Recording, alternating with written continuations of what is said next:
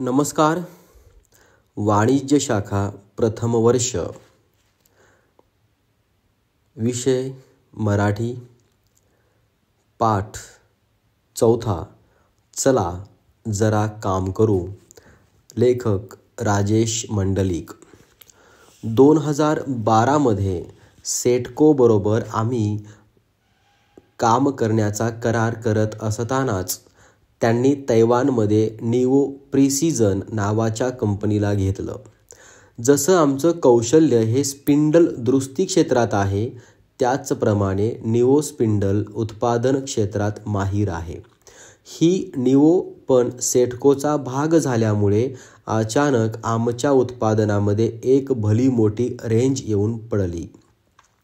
आमच्या क्षेत्रात लागणारे belt driven spindle, direct drive spindles, built in motor spindle आणि अत्युच्च तंत्रज्ञान वापरून बनवलेले मिलिंग हेड असे कॅटलॉग प्रॉडक्ट आम्हाला विकायला मिळाले.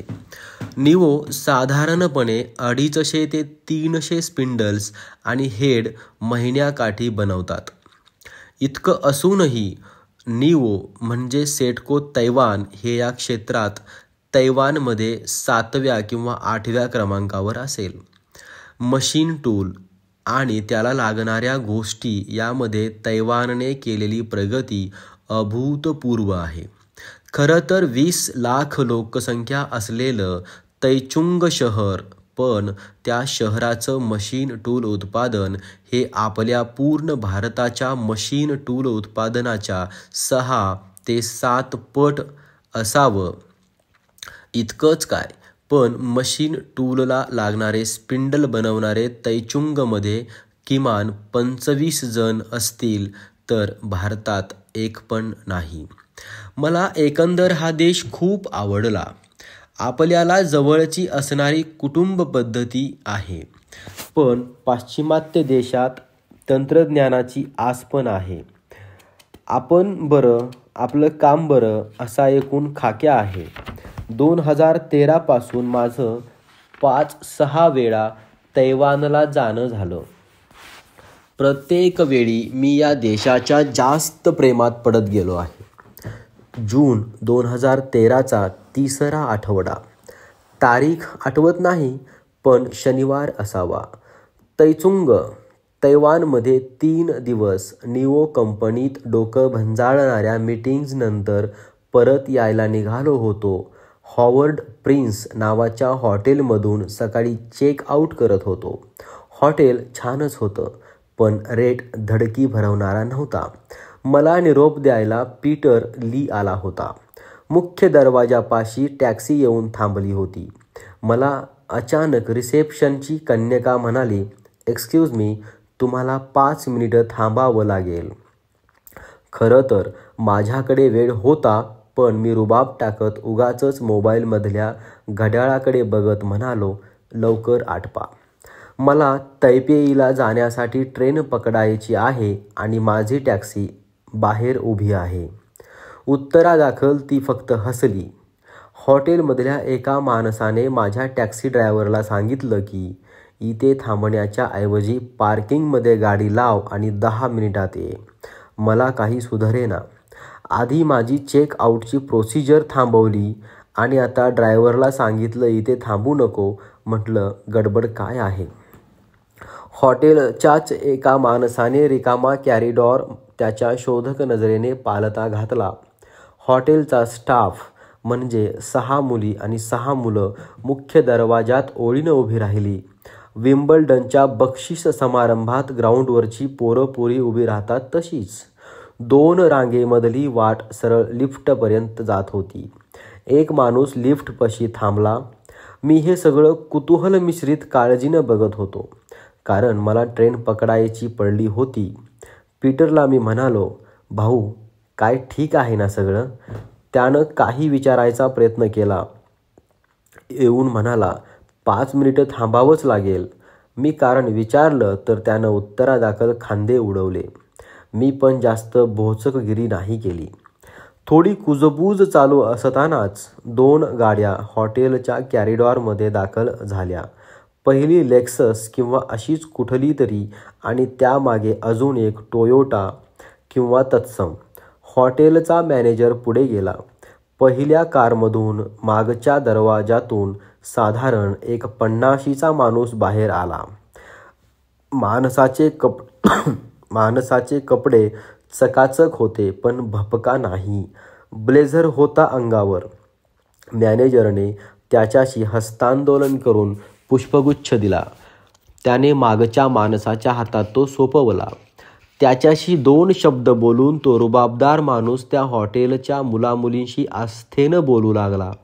विम्बल्डनला ती राणी आणि तो ड्यूक बोलतात ना तसेच. ही मंडळी काय बोलतात हे एक न उलगडलेलं कोडं आहे. एव्हाना आमच्या पीटरच्या चेहऱ्यावर हास्य उमलले होते. त्या रुबाबदार माणसाचं पीटरकडेही लक्ष गेलं. पीटरनं हात हलवून आणि नंतर वाकवून अभिवादन केलं. असा सोपस्कार करून तो लिफ्टपाशी गेला. पलटला आणि परत त्यानं सुहास्य वदनानं हात वर करून बाय केल्यासारखं केलं आणि तो आणि त्याच्याबरोबरची त्याची 2 माणसं लिफ्टमधून वर गेली. अजून काही लोक होते ते दुसऱ्या लिफ्टमधून वर गेले. हे सगळं घडलं 5-7 मिनिटात. पोरंपुरी पटापट आपापल्या कामाला लागली. मी आश्चर्यानं पीटरकडं बघत होतो. त्यानं ते ताडलं आणि मला विचारलं, तुला कळलं का तो कोण होता? मी म्हणालो, नाही बा. तर तो वदला, हा गृहस्थ, तैवानचा प्रीमियर, थोडक्यात पंतप्रधान. मी करवादलो. फेकू नकोस. तर म्हणाला, राजा विश्वास ठेव. आणि त्या रिसेप्शनवरच्या पोरीला म्हणाला, याला सांग ही आमच्या इथली सर्वोच्च व्यक्ती आहे. ती हसली आणि म्हणाली, तुम्हाला 5 मिनिटं उशीर झाल्याबद्दल माफी मागते. हे तुमचं बिल. आणि एक माणूस माझी बॅग घेऊन निघाला. माझी टॅक्सीसुद्धा दरवाजात परत हजर होती. काही कळायच्या आत पीटर मला बाय म्हणाला सुद्धा. टॅक्सी ड्रायव्हरने कार चालू केली आणि मी निघालो आपल्या देशाकडे. हे सगळं असं आहे म्हणून हे देश आपल्या कैक किलोमीटर्स पुढे आहेत. नुसतं तैवानच नाही तर या पृथ्वीवरचे खूप देश आपल्या पुढे आहेत. दिल्लीत भावाकडे मलेशियाचे फोटो बघितले. उगाचच असूया वाटली. आईला एवढासा टिचबर देश पण काय प्रगती केली राव त्या देशांनी. पण मग नंतर लक्षात आलं की आकारमानानुसार किंवा लोकसंख्येच्या मानाने भारताच्या पासंगालाही पुरणार नाही अशा असंख्य देशांनी आपण अचंबित व्हावं अशी प्रगती केली आहे. मग ते 100 स्क्वेअर किमीचं सिंगापूर असो वा थायलंड असो वा तैवान. इंडोनेशिया एवढंच कशाला, मुंगी एवढं मॉरिशस असो, पण तिथलंही क्वालिटी लाईफ आपल्या मुंबईपेक्षा बरंच बरं असतं. मी जाऊन आलोय म्हणून सांगतो. थायलंडचे लोक मला अतिशय उद्धट वाटले. ज्या चीनचं आज जगभर कौतुक होतंय तिथले लोक अतिशय आड्यत्तेखोर आणि फेकूचंद दिसले. म्हणजे मी गेलेल्या शिष्टमंडळातल्या ग्राहकांची चिन्यांनी बडदास्त ठेवली आणि बारमध्ये बिझनेस डील्स फायनल केल्या त्यावरून मनोवृत्ती कळते. चीनमधल्या उद्योगांचा आर्थिक व्यवहार कसा चालतो हा संशोधनाचा विषय असतो. ज्या जर्मनीला आपण क्वालिटीचा मापदंड समजतो तिथले लोकही बऱ्यापैकी हट्टी आणि हेकट असतात. किंबहुना एखादी गोष्ट या पद्धतीने करायची म्हणजे त्यात तडजोड नाही हे त्यांच्या क्वालिटी मागचं कारण असू शकतं. चिंगूसपणा म्हणाल तर पश्चिमेकडच्या लोकांमध्ये हा ठासून भरलेला असतो. अमेरिकन यास अपवाद आहेत. या सगळ्या पार्श्वभूमीवर बऱ्याच क्षेत्रात उजवा असलेला आपला देश एवढा मागे का राहिला याचं राहून राहून आश्चर्य वाटतं. अर्थात चिमूटभर भेटलेल्या लोकांवरून अख्ख्या देशाचा अंदाज लावणं चुकीचंच हे कळतं मला. एकट्या स्वारगेटच्या चौकात भीक मागण्यासाठी लहान पोर आली होती. एकदा स्वारगेटच्या चौकात भीक मागण्यासाठी लहान पोरं आली होती. तेव्हा गाडीत अमेरिकन जेफ बसला होता. त्यांच्याकडे बघत जेफ म्हणाला, मी इतक्या देशात प्रवास केला आहे पण भारताइतकी गरिबी मला दुसरीकडे कुठेच दिसली नाही. एक समाज, एक देश म्हणून तुमचं सरकार, तुम्ही लोक या बाबतीत काहीच करू शकत नाही का? शब्द त्याच्या तोंडून पडून गेले आणि घरं माझ्या काळजाला पडत होती. आता प्लीज असं नका विचारू की जेफ आफ्रिकेत गेला होता का? राजकीय परिस्थिती बाजूला ठेवली तर मला असं वाटतं की काही मूलभूत गोष्टीत आपण मागे पडलो आहोत. स्वयंशिस्त, स्वच्छतेची कास, इमानदारी या मूलभूत गुणांची वानवा ठायी ठायी दिसते. इतिहासाचं अवडंबर हा एक खूपच मोठा अडसर वाटतो. कुठेतरी वाचलं होतं, इतिहासात रमलेला माणूस आणि चहात बुडवलेलं बिस्किट सारखंच लिबलिबीत. म्हणजे थोडक्यात सामाजिक मानसिकतेचे सक्षमीकरण करण्यात आपण कमी पडत आहोत. इमाने इतबारे, अंग झटून काम करावं लागणार आहे, बस बाकी काही नाही. सध्या तरी उभरती महासत्ता वगैरे म्हणणं सोडून देऊ यात. मला हेही कळतं की पुस्तकात लिहून हे प्रश्न काही सुटणारे नाही आहेत, पण या मूलभूत गुणांचा अंगीकार करण्याची गरज असल्याचा संदेश तर आपण एकमेकांना या माध्यमातून देऊच शकतो. कुणी सांगावं, आपल्याला जाणवणाऱ्या चांगल्या गोष्टींवर चर्चा केली तर अनेक विचार याला जोडले जातील आणि हळूहळू का होईना परिवर्तनाच्या दिशेने आपण जाऊ अशी भाबडी का असेना आशा ठेवायला काय हरकत आहे. एक देश म्हणून आपल्याला वर्क कल्चर, काम करण्याची संस्कृती जोपासणं गरजेचं आहे. खोटी नाटी प्रतिष्ठा बाळगण्याऐवजी हे वर्क कल्चर आपल्या चारित्र्याचा भाग होणं हे जास्त महत्त्वाचं आहे. आपली प्रतिष्ठा कंसामध्ये रेप्युटेशन ही दुसऱ्यांच्या सापेक्ष असते, तर चारित्र्याची कंसामध्ये कॅरेक्टर मालकी आपली स्वतःची असते. प्रतिष्ठेचा उदो हा दुसऱ्यांना प्रभावित करण्यासाठी होतो.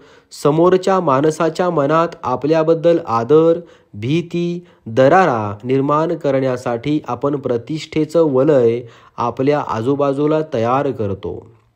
चारित्र्य हे मात्र स्वतःसाठी असतं. एक माणूस म्हणून आपल्या नजरेत मी कसा आहे ते म्हणजे चारित्र्य. त्याचा उदो करावा लागत नाही, वलय पण तयार होत नाही, ते फक्त असतं. प्रतिष्ठित माणसं चारित्र्यवान असतीलच याची खात्री नसते. प्रतिष्ठेची साथ सावलीसारखी असते. वेळ बदलेल तशी सावली मोठी छोटी होते. ती फक्त प्रकाश असेपर्यंत साथ देते. अंधार झाला की सावली साथ सोडते. प्रतिष्ठा फक्त गोष्टी चांगल्या असतील तोवर साथ देते. आणीबाणीची परिस्थिती, एखादी चूक, मोह याला बळी पडल्यावर ती धुळीला मिळते. चारित्र्याला काही मोजमाप नसतं. एक तर ते असतं किंवा नसतं. ऊन, थंडी, दिवस, रात्र ते तुमच्याबरोबर असतं. तुमच्याकडे कोणाचंही लक्ष नसताना, तुम्ही एकटे असताना तुमचं वागणं जे घडवतं ते चारित्र्य. एकटंच बसून आपण जेव्हा स्वतःबद्दल विचार करतो, मी कसा आहे, त्याचं उत्तर म्हणजे आपलं चारित्र्य. ते उत्तर भीषण असतं, म्हणून आपण विचार करत नाही आणि मग प्रतिष्ठेला चारित्र्य समजून स्वतःला फसवत राहतो. बऱ्याच वेळा परिस्थिती अशी येते की प्रतिष्ठा जपण्याच्या नादात आपण चारित्र्य गमावून बसतो. आपण हा पाठ शांतपणाने ऐकून घेतलात, मनःपूर्वक धन्यवाद.